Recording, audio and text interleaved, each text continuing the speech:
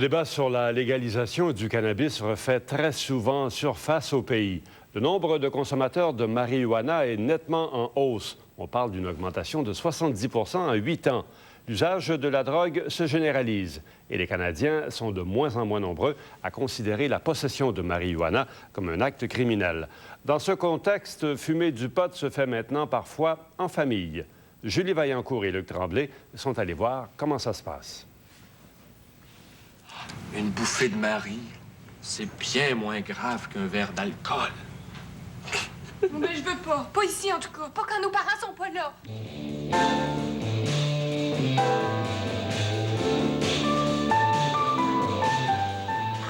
Gérard, nos enfants se droguent. Pas les enfants des autres. Les nôtres, Gérard. Les nôtres.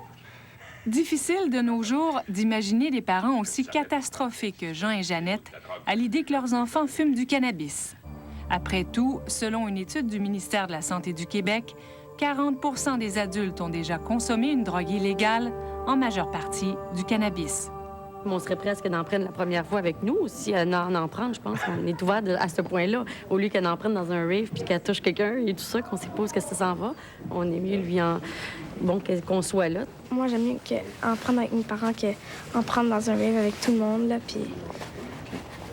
Je peux te demander quel âge tu as? 12 ans. Alors moi, les plus vieux m'ont dit, maman, si tous les foyers de Montréal mettaient à la porte des enfants qui fument de la Marie, il y aurait 95 des foyers de Montréal sans enfants. Les adolescents qui fumaient dans le sous-sol de Jean et Jeannette ont fait des petits.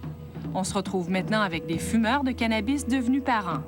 Mais de là à en parler ouvertement à la télé, il y a une marge difficile à franchir. Il faut encore se cacher parce qu'il y a une aura d'illégalité, puis que c'est pas permis, puis qu'il faut pas faire ça. Fait que, tu sais, on est toujours entre deux chaises. Vous, à quelle fréquence fumez-vous du cannabis? Tous les jours. Pratiquement tous les jours. Puis si j'en ai pas, là, ça me fait rien, par exemple. C'est une habitude. Puis j'aime l'effet, évidemment. Sinon, j'en fumerais pas. J'haïs pas des fois fumer un petit joint, puis regarder la TV ou un bon film, quelque chose comme ça. J'haïs pas ça. Mais en gros, c'est bien plus social que d'autres choses. Est-ce que vous arrive maintenant de fumer de la marijuana avec vos jeunes adultes?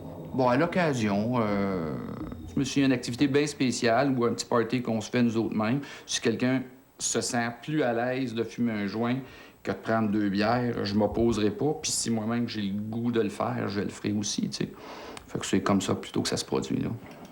Les parents que nous avons rencontrés sont comme vous et moi. Ils ont un travail, une maison, des responsabilités. Martin, par exemple, a élevé seul ses 2 filles de 16 et 18 ans, des premières de classe. À 46 ans, il n'a jamais joué à l'autruche avec elle au sujet du cannabis. C'est pourquoi on arrêterait de consommer, là. C'est un produit qui est agréable à consommer. Quand on prend ça, on est bien puis on rigole. Les effets secondaires là-dessus, c'est quoi? Comment tu t'es senti la première fois que ton père a allumé un joint en face de toi et que tu as compris que c'était du pot? Je n'ai pas de souvenir de la première fois quand c'est arrivé. Tu sais, je pense jusqu'à peut-être 10 ans, 11 ans, moi, c'était tous les parents fumaient du pot, là. Il y avait... C'était pas un cas spécial. Mes parents n'étaient pas marginaux. Si tu te caches pour faire des choses, tu dois t'attendre à ce qu'on te cache des choses aussi.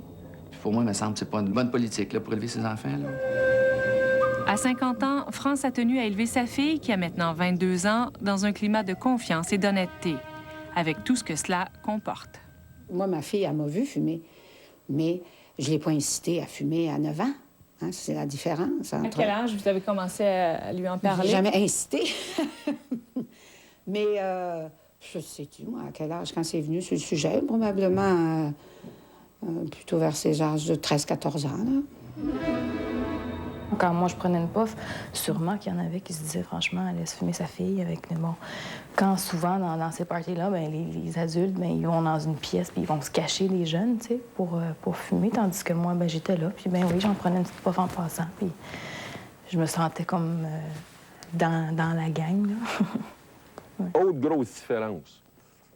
Le pot des années 70, les gens fumaient de la feuille. 0,6 de THC. Aujourd'hui, culture hydroponique. Entre 5 et 15 de THC. Les choses ont changé depuis les années 70 et ça, les policiers se chargent d'en informer les parents d'aujourd'hui. Les pauvres, ils font partie de la première génération à devoir résoudre cette épineuse question. Peut-on fumer du pot et être un bon parent? Il faudrait peut-être demander à mes enfants, savoir que lorsque je consomme un joint de pot avec eux autres ou qu'ils ont conscience que je fume un joint de pot, si je baisse bien gros dans leur estime, tu sais. Mon père, c'est quelqu'un qui a vraiment, je pense, la personne qui a eu la plus grande autorité sur moi puis ma sœur, et de loin, là. Puis c'est pas parce qu'il crie ou parce qu'il fait des gros yeux, c'est vraiment une autorité morale. L'adolescent aime dépasser, aime faire différent, aime montrer qu'il est distinct par rapport à ses parents. Ça veut le troubler en se demandant c'est quoi la limite? Quelles limites que je m'impose? Quelles sont les limites que mes parents m'imposent? Si on peut tout faire, c'est quoi la limite là, adéquate, correcte? Et à cet âge-là, on veut s'en positionner, mais on a besoin de modèles. C'est pas un monstre aussi terrible que c'est la consommation de pot. Alors, le jeune qui voit son parent qui a une bonne relation avec et qui voit que son parent n'abuse pas, qui a un comportement normal, je pense pas que ça va faire difficulté pour l'enfant de soit un malaise psychologique, tant que ça reste d'une consommation occasionnelle et non abusive. Quel genre de modèle vous offrez à votre fille en fumant du cannabis ouvertement? Bien, un modèle d'ouverture, je dirais, puis de personne qui s'assume. Parce que si pour moi c'est correct, je vois pas pourquoi je me cacherais. Ce n'est pas parce qu'un adolescent fume un joint qu'il deviendra toxicomane. Ce seraient plutôt des facteurs comme les carences affectives, l'hyperactivité, l'impulsion et les troubles d'attention chez l'enfant qui risquent de le faire basculer dans la toxicomanie. Mais reste que de fumer du pot, ça demeure illégal. Vous n'avez pas eu, à un moment ou à un autre, l'impression de les mettre en danger? Du tout. Du fait que c'est illégal? À ce moment-là, le pire qui peut se produire, c'est qu'ils se retrouvent d'une discothèque ou d'un bar, puis qu'à un moment donné, ils ont 2 joints, la police rentre, puis il faut que j'aille chercher au poste. Je vais y aller en riant, là, tu sais. Vous avez même choisi de fournir du cannabis à votre fille. Oui, éventuellement. Soit, si elle en avait besoin, de lui en trouver ou de lui dire où est-ce qu'elle pouvait en trouver d'une façon sécuritaire chez des gens que je connaissais pour qu'elle n'ait pas besoin d'aller dans des milieux interlopes. La substance et ceux qui en gèrent le commerce, ça, c'est 2 affaires. Que c'est un petit peu une fausse sécurité que les parents se donnent. Je veux dire, de penser qu'eux, parce qu'ils ont choisi tel ou tel vendeur, puis un joint de qualité, l'adolescent va se limiter à cette consommation-là. On sait que c'est un geste illégal. Je pense que tu as le droit de dire, à un moment donné, je pose un geste illégal parce que j'y crois ou parce que ça me dérange pas, tout simplement, parce que je trouve ça ridicule qu'on l'interdise, là. Pour l'instant, une très faible proportion, de 1 à 3 % des adultes qui ont tâté de la drogue dans leur jeunesse éprouvent des problèmes de toxicomanie. Mais on ne sait pas ce qu'il adviendra de la jeune génération, puisqu'on commence à s'apercevoir qu'ils consomment beaucoup et très tôt à l'école. Mais pour nos jeunes adultes, en tout cas, l'initiation parentale aura eu pour effet de développer l'esprit critique.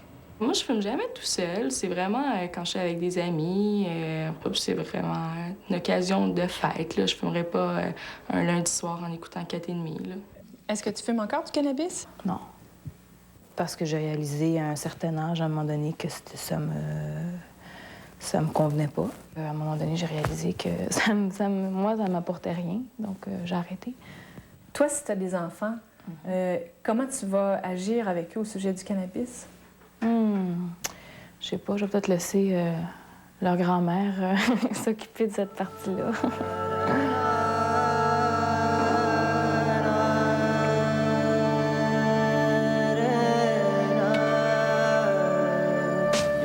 Si la consommation de cannabis est plus facilement acceptée dans la société, elle pose un problème à l'école, puisque les jeunes fument de plus en plus sur les heures de classe.